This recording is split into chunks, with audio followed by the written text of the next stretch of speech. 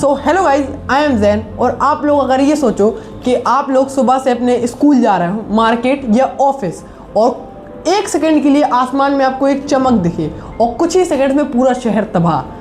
6 और 9 अगस्त को भी कुछ ऐसा ही हुआ था। जापान के हिरोशिमा और नागासाकी पर न्यूक्लियर बॉम्ब गिराए गए थे। अब सबसे बड़ा सवाल ये है कि अमेरिका ने ये बॉम्ब्स क्यों गिराए, इन बॉम्ब्स की पावर कितनी थी। तो आज की वीडियो में हम लोग हिरोशिमा और नागासाकी के ऊपर होने वाले हमले पर बात करेंगे। 1939 में वर्ल्ड वॉर 2 शुरू हुआ। धीरे धीरे ये वॉर पूरी दुनिया में फैल गया। 1945 तक जर्मनी सरेंडर कर चुका था, लेकिन जापान अभी भी लड़ाई की रेस में दौड़ रहा था। अमेरिका को ये लगा कि जापान के ऊपर डायरेक्ट इन्वेजन करने से काफ़ी सारे लोग मर सकते हैं, और इसी बीच मैनहट्टन जैसे प्रोजेक्ट सामने आए जो सीक्रेट मिशंस थे, उनके अंदर एटॉमिक बॉम्ब डेवलप किया जा रहा था। हज़ारों साइंटिस्ट न्यूक्लियर टेक्नोलॉजी पर काम कर रहे थे, लेकिन 16 जुलाई 1945 को अमेरिका ने एटॉमिक बॉम्ब का सक्सेसफुल टेस्ट किया। अब अमेरिका के पास एक ऐसी हथियार और एक ऐसी ताकत है जो पूरे शहर को कुछ ही सेकंड्स में तबाह कर सकती है।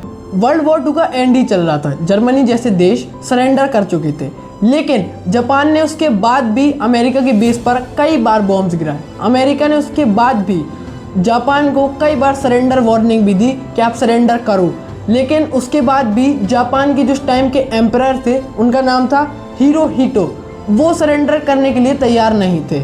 इसके बाद सरेंडर नहीं करने के बाद 6 अगस्त 1945 हिरोशिमा के ऊपर एक लिटिल बॉय नाम का एटॉमिक बॉम्ब गिराया गया। अमेरिका ने वो गिराया था हिरोशिमा के ऊपर, और बॉम्ब थोड़ा सा जो था, वो बॉम्ब थोड़ा सा ज़मीन से थोड़ा ऊपर फूटा था, और फूटते ही आसमान में एक चमक उठी, और चमक उठते ही कुछ ही सेकंड्स में पूरा शहर तबाह हो गया। 70 से 80 हज़ार लोग ऑन द स्पॉट ख़त्म हो गए और काफ़ी सारे लोग घायल हुए। इस बॉम्ब के गिरने के बाद भी जापान के एम्परर सरेंडर करने तैयार नहीं थे, इसलिए अमेरिका ने फिर से 9 अगस्त को एक फैट मैन नाम का बॉम्ब नागासाकी के ऊपर गिराया।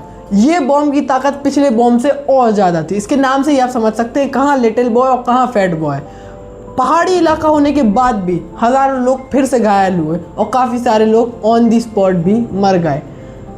इसका थोड़ा सा प्रभाव जो था इस बॉम्ब का, वो थोड़ा कम हुआ, क्योंकि हिरोशिमा जो है वो थोड़ी फ्लैट ज़मीन पर बना है। मतलब वो जो शहर है वो थोड़ा फ्लैट, उधर पहाड़ी इलाका कम है, तो उसका जो इम्पैक्ट हुआ था वो थोड़ी ज़्यादा लार्ज एरिया में हुआ था, इसलिए वहाँ पे तबाही और ज़्यादा हुई थी। लेकिन नागासाकी का एरिया जो है वो कॉम्पैक्ट टाइप का है, मतलब पहाड़ों से घिरा हुआ है, इसलिए वहाँ पे पहाड़ी इलाका भी है, इसीलिए वहाँ पे थोड़ा सा इम्पैक्ट बॉम्ब का कम पड़ा। लेकिन ये नहीं कह सकते तबाही नहीं मची। तबाही तब भी मची, हज़ारों लोग घायल हुए और काफ़ी सारे लोग मारे।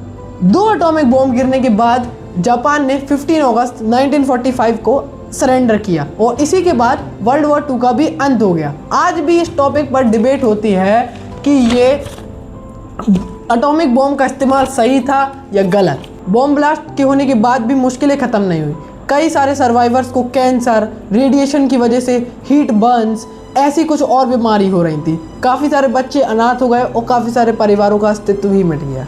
आज हिरोशिमा और नागासाकी एक शांति और न्यूक्लियर डिसआर्मामेंट के प्रतीक माने जाते हैं। ये कहानी हमेशा हमें याद दिलाती है कि युद्ध की कीमत बहुत ज़्यादा होती है।